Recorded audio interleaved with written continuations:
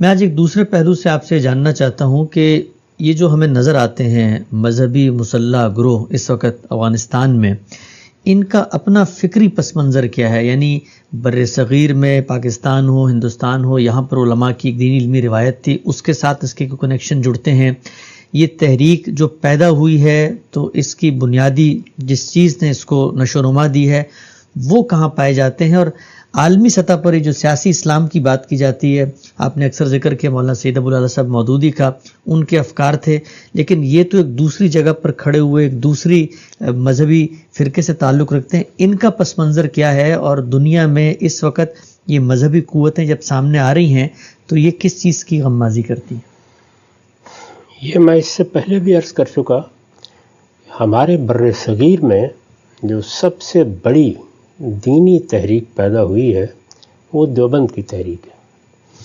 یعنی اگرچہ بہت سی دوسری تحریکوں اور جماعتوں کا بھی گلگلہ رہا، لیکن اگر آپ دیانتداری کے ساتھ تجزیہ کریں تو یہ معلوم ہوتا ہے کہ یہی تحریک ہے جو اپنے طریقہ کار کے لحاظ سے نہایت کامیاب بھی رہی اور اپنی وسعت کے لحاظ سے سب سے زیادہ قابل اعتنا بھی ہے۔ اس کا پس منظر ہندوستان میں جو مسلمانوں کا مذہبی فکر پیدا ہوا ہے اسی میں سمجھنا چاہیے، اور اس کو سمجھنے کے لیے اگر علمی مطالعہ کرنا ہو تو شاہ ولی اللہ کا مطالعہ کرنا چاہیے۔ شاہ ولی اللہ کی شخصیت اس لحاظ سے ایک بڑی جامع شخصیت ہے کہ مسلمانوں کی پوری علمی روایت کا اس میں ظہور ہوا ہے۔ ہماری علمی روایت کے اگر آپ پس منظر کو دیکھیں تو اس میں آپ کو 4 بنیادی چیزیں نظر آئیں گی۔ آپ کہہ سکتے ہیں کہ وہ 4 الگ الگ دھارے ہیں جو جس طریقے سے کہیں چشمے پھوٹتے ہیں تو بہہ نکلتے ہیں۔ ایک تو پہلا دھارا تھا جس کو آپ فقہا کا دھارا کہہ سکتے ہیں، یعنی انہوں نے یہ دیکھا کہ اللہ تعالیٰ نے بھی ایک قانون دیا ہے، مسلمانوں کی ایک ریاست بھی وجود میں آ گئی ہے، معاشرہ بھی اپنی تنظیم کا تقاضا کرتا ہے، تو جیسے ماہرین قانون پیدا ہونے چاہیے تھے، بہت اعلیٰ درجے کے ماہرین قانون پیدا ہوئے اور انہوں نے دونوں کام کیے۔ یعنی احکام سے متعلق دین کا جو کچھ بھی علم انہیں پہنچا اس کو انہوں نے انٹرپریٹ کیا، اس کے اصول قائم کیے، اور اس کے ساتھ مجتہدانہ بصیرت کے ساتھ اپنے زمانے کے حالات کے لحاظ سے قانون سازی بھی کی۔ اس سے مذہب یا شریعت کہہ لیجیے آپ، اس کی تعبیر کی ایک فقہی روایت قائم ہوئی۔ شاہ صاحب اس روایت کے بڑے لوگوں میں سے۔ دوسرے رسالت بآب صلی اللہ علیہ وسلم کے بعد، جس طرح کہ میں کئی مرتبہ عرض کر چکا ہوں کہ دین تو قرآن و سنت میں ہے اور یہ دونوں مسلمانوں کے اجتماع اور تواتر سے منتقل ہوئے ہیں، لیکن بہت سے لوگوں نے صحابہ کرام میں سے اور صحابہ کرام کے بعد ان سے ملنے والوں نے رسول اللہ کی باتیں لوگوں کو بتائیں۔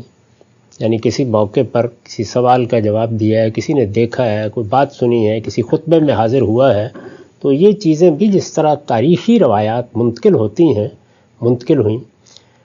لوگوں نے جب یہ دیکھا کہ اس میں رتب و یابس آ رہے ہیں، اس میں لوگ باتیں گڑھ کے بھی پیش کر رہے ہیں، تو ایک علم پیدا ہوا ہمارے ہاں جس کو حدیث کا علم کہا جاتا ہے۔ اس میں بڑے جلیل القدر محدثین پیدا ہوئے، علماء رجال پیدا ہوئے، اور ان لوگوں نے اپنی طرف سے تحقیق کر کے اس پورے تاریخی مواد کو جو لوگوں کی زبانی روایتوں کی صورت میں تھا، چھانا پھٹکا، اس کے اصول بنائے، اور اس کے بعد وہ کتابیں لکھیں جن کو آج بڑی اہمیت دی جاتی ہے، جیسے موطا امام مالک ہے، جیسے بخاری ہے، جیسے مسلم ہے۔ شاہ صاحب اس روایت کے بھی بڑے لوگوں میں سے، یعنی ان کے ہاں یہ روایت بھی بڑی محکم روایت ہے۔ ایسا نہیں ہے کہ وہ ایک فقہی روایت پہ کھڑے ہوئے آدمی ہیں، وہ محدثین کے طریقے پر اس سارے علم کو بھی سمجھتے ہیں۔ اس پر انہوں نے بہت محققانہ چیزیں لکھی بھی ہیں، موطا کی تو 2 شرحیں لکھی ہیں، اور بھی بہت سی چیزیں ان کی۔ اور اس کے بعد علم کلام کی روایت، یہ آپ جانتے ہیں کہ جس وقت یونانی فلسفے کا شیوع ہوا اور ایک خاص طریقے سے چیزوں کو ثابت کرنے، منطقی طریقے سے ثابت کرنے کا رجحان بہت قوی ہو گیا، تو اس کے جواب میں ہمارے ہاں بھی بہت سے لوگ پیدا ہوئے کہ جنہوں نے انہی اصولوں کو اختیار کر کے، اسی منطقی طریقے کو اختیار کر کے مذہب کا اس بات کرنا چاہا. ان کو متکلمین کہا جاتا ہے. شاہ صاحب کے ہاں یہ روایت بھی بہت غیر معمولی سطح پر پہنچی اور انہوں نے اس کو آگے بڑھایا ہے. ان کی کتابوں میں بڑی غیر معمولی چیزیں ملتی ہیں. چوتھی چیز صوفیانہ تعبیر ہے. یہ معلوم ہے کہ اس کا سب سے بڑا ظہور علمی سطح پر امام غزالی کے ہاں ہوا.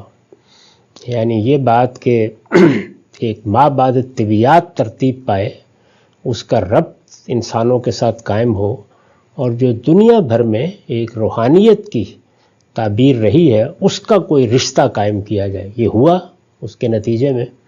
اور پھر اس میں بھی بڑے غیر معمولی لوگ پیدا ہوئے. وہ ہماری روایت ہے، اور شاہ صاحب اس کے بھی بہت بڑے لوگوں میں سے. تو یہ چاروں چیزیں جو ہیں، یہ شاہ صاحب کی، شاہ ولی اللہ کی شخصیت میں آپ کہہ سکتے ہیں کہ بالکل آخری درجے میں اور بڑے ہی غیر معمولی اور مؤثر طریقے پر سامنے آئیں.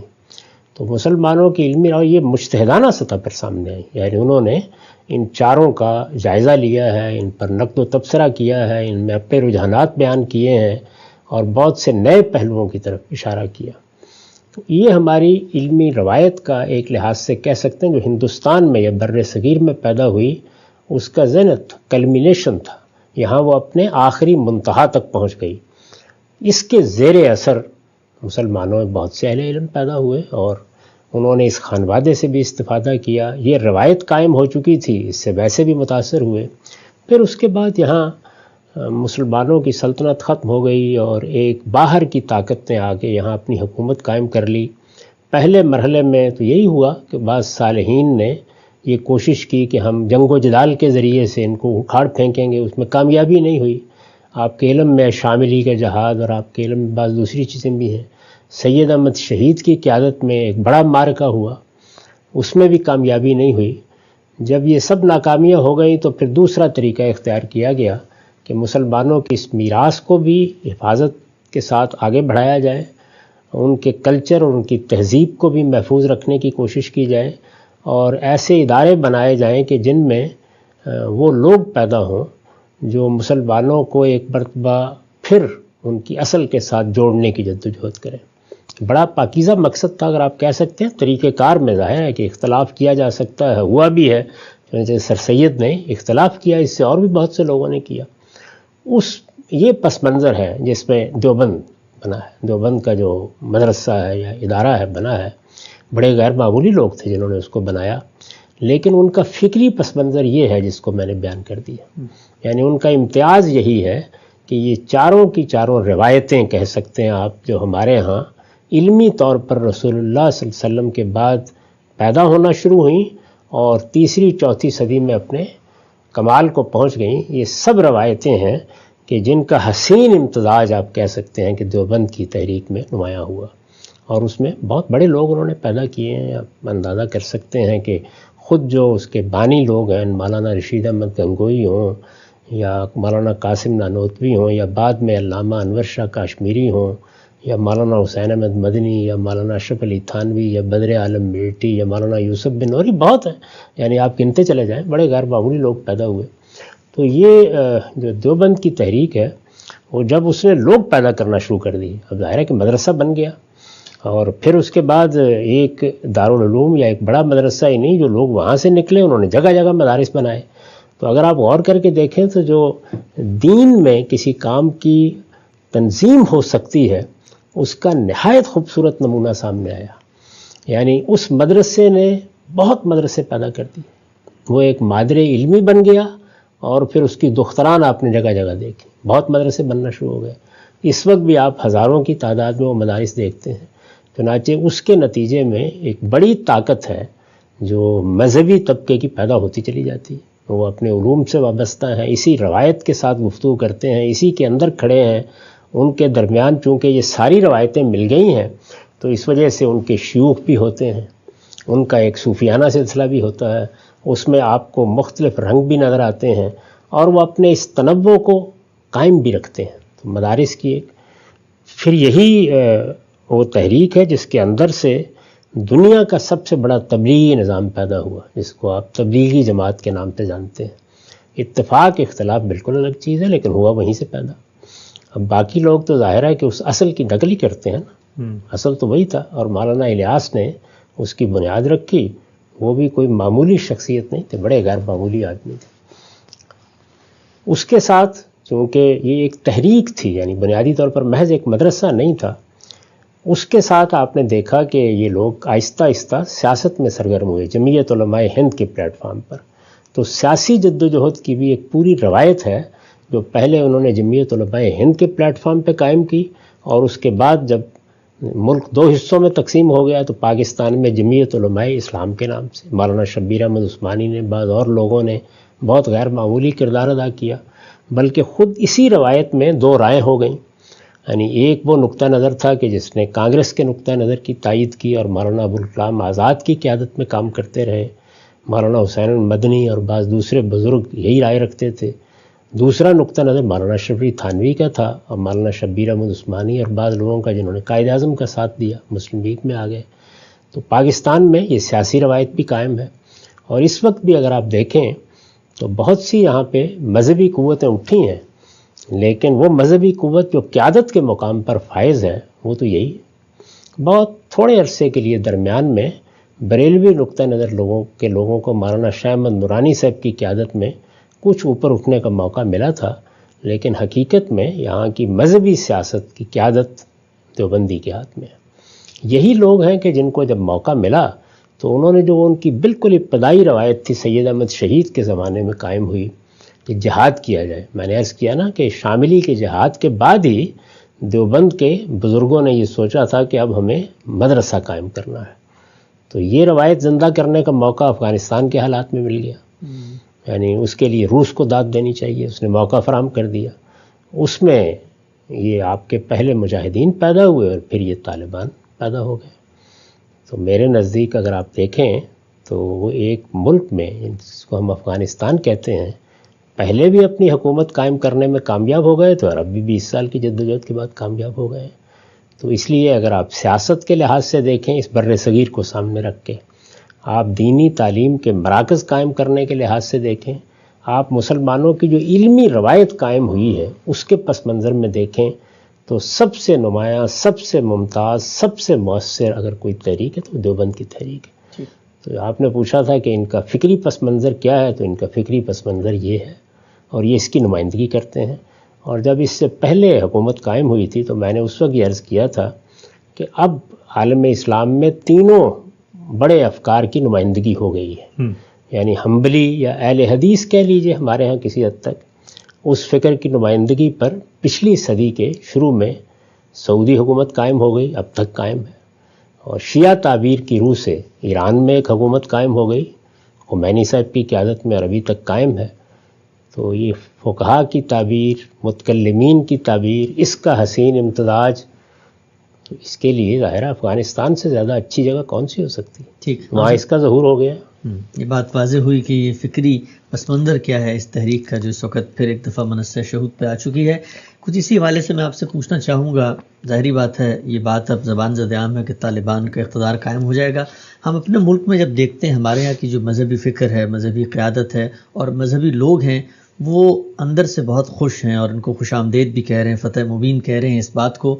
تو کیا اس کی وجہ بھی یہی ہے کہ ہماری رگوں کے اندر بھی اصل میں وہی فکر کہیں نہ کہیں کار فرما ہے؟ اگرچہ ہم لوگ ووٹ بھی دیتے ہیں، ایک نیشن اسٹیٹ کے اصول پہ ملک بھی وجود میں آ گیا، ہمارے یہاں ادارے، کانسٹیٹیوشن، ہر چیز موجود ہے، لیکن ہم پڑوس میں جب یہ کچھ ہو رہا ہوتا ہے تو اس پہ جو ہمارے یہاں خوشی ہے اس کی وجہ یہی ہماری فکری ہمانگی ہے۔ اس میں بھی آپ دیوبند کے اکابر کو داد دیں، یعنی پاکستان میں جو زمینی حقائق تھے ان کو سامنے رکھ کر انہوں نے سیاسی جدوجہد کا طریقہ اختیار کیا، اور اس کے لیے انہوں نے جمعیت علماء اسلام کی بنیاد رکھی، اور اس وقت بھی وہی قیادت کر رہے ہیں، مذہبی طبقے کی قیادت وہی کر رہے ہیں۔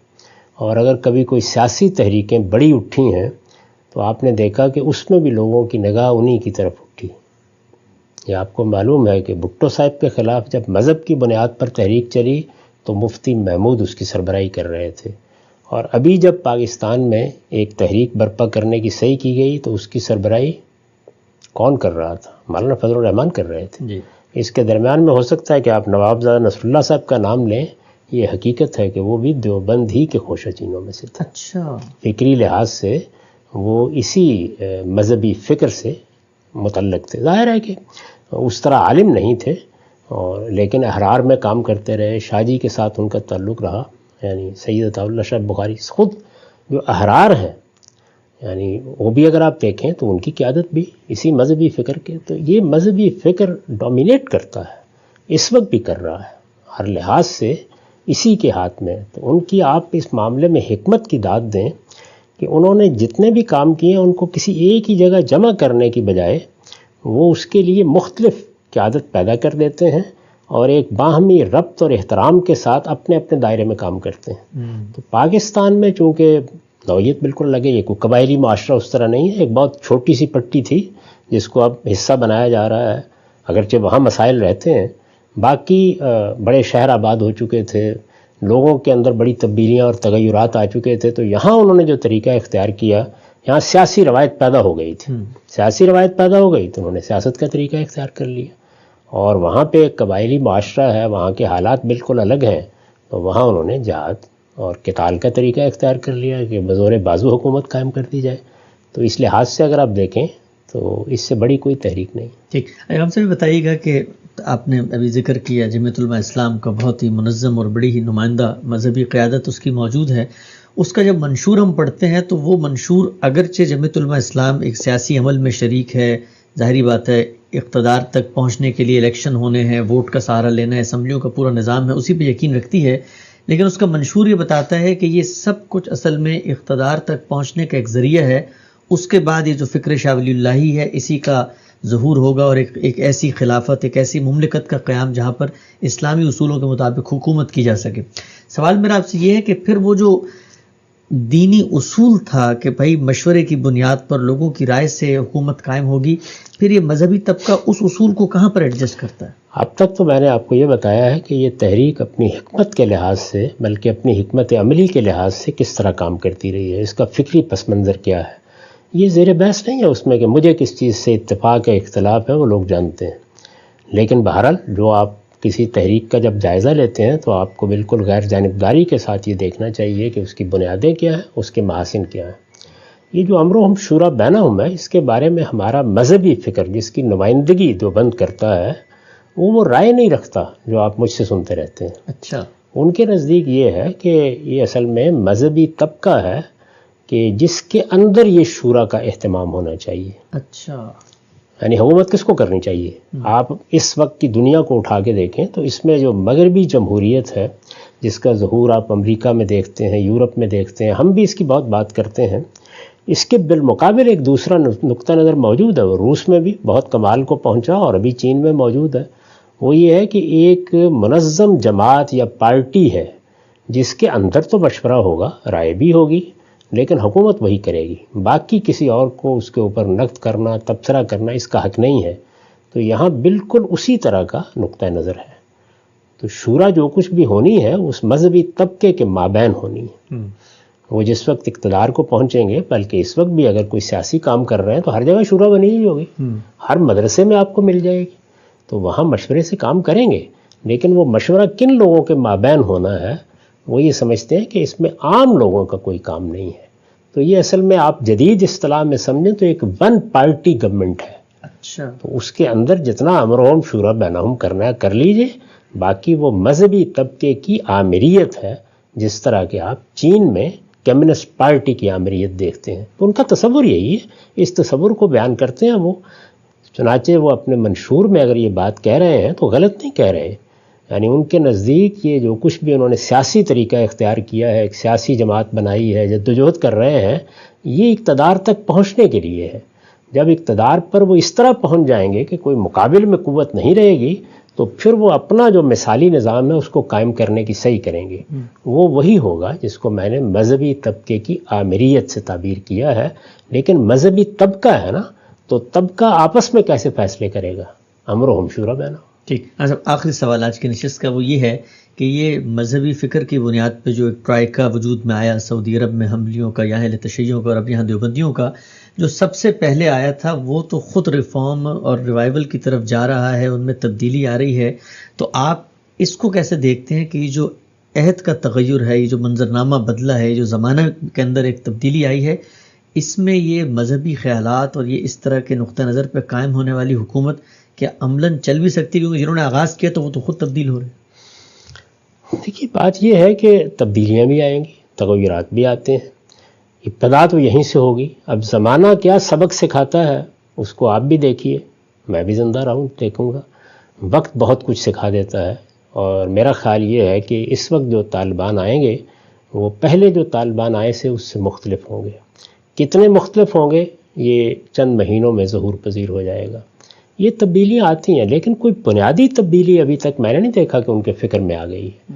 یہ اطلاقی تبدیلیاں ہیں، یعنی فلاں چیز کے معاملے میں اگر پہلے کوئی زیادہ سختی تھی اب نہیں کریں گے۔ وہ جو دو باتیں میں نے پچھلی نشست میں کہی تھیں وہ اپنی جگہ محکم طریقے پر قائم ہیں، ان کے فکر کی بات کر رہا ہوں جس پر میں نے تنقید کی تھی۔ ایک یہ کہ امرہم شورا بینہم کا تعلق کسی طبقے سے نہیں ہے، اس میں امرہم شورا بینہم ہے، یعنی سب مسلمانوں کو برابر کی حیثیت میں اللہ تعالیٰ نے یہ کہا ہے کہ ان کی رائے اور مشورے سے حکومت قائم ہونی چاہیے۔ اس لیے میں نے اپنی گفتگو کا خاتمہ اس پر کیا تھا کہ میں اب بھی ان سے یہی کہوں گا کہ وہ اللہ کے اس حکم کو سمجھیں اور اس پر عمل کرتے ہوئے افغانستان میں ایک جمہوری حکومت قائم کریں۔ یہ مجھے معلوم ہے کہ یہ صدا بصحرا ہے، اس لیے کہ ان کے فکر میں اس کی گنجائش نہیں ہے۔ دوسری چیز یہ کہ وہ یہ سمجھتے ہیں کہ ہمیں لوگوں کو شریعت کا پابند بنانا ہے، اس میں کوئی رعایت دیں، کسی رخصت کو قبول کریں، وقتی طور پر کوئی مصالحت کا طریقہ اختیار کریں، یہ تو ہو سکتا ہے، لیکن بنیادی فلسفہ ان کا یہی ہے جس پر تنقید کرتے ہوئے میں نے یہ عرض کیا تھا کہ میرے نزدیک لوگوں کو شریعت کا پابند بنانے کا کوئی حق اللہ تعالیٰ نے ان کو دیا ہی نہیں، کسی کو بھی نہیں دیا۔ اللہ تعالیٰ نے جو بات کہی ہے وہ یہ ہے کہ ہر ایک کو اس کی شریعت کی پابندی کرنی ہے جو اس کو مانتا ہے۔ تو لوگوں کو اپنے طور پر شریعت کی پابندی کرنی ہے، حکمرانوں کو اپنے طور پر کرنی ہے۔ تو صحیح تعبیر یہ ہے کہ ہمارے حکمرانوں کو شریعت کا پابند ہونا چاہیے، شریعت کا پابند ہونا چاہیے، شریعت پر عمل کرنا چاہیے، نہ کہ ان کو حکومت کے بعد یہ حق حاصل ہو جاتا ہے کہ وہ لوگوں پر اس کا نفاذ کریں۔